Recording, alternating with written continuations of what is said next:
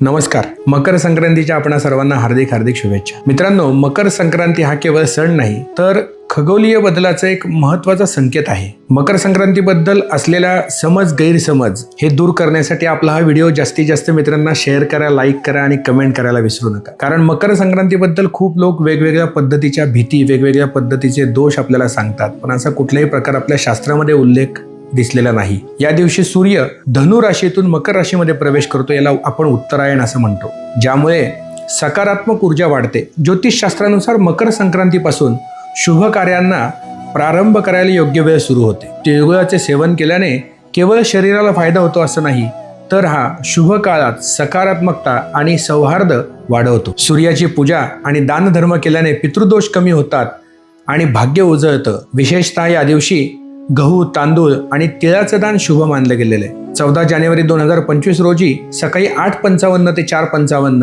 हा पर्वकाळ मानला गेलेला आहे.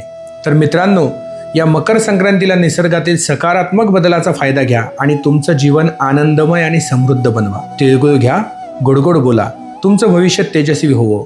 सर्वांना मकर संक्रांतीच्या पुन्हा एकदा हार्दिक शुभेच्छा. धन्यवाद.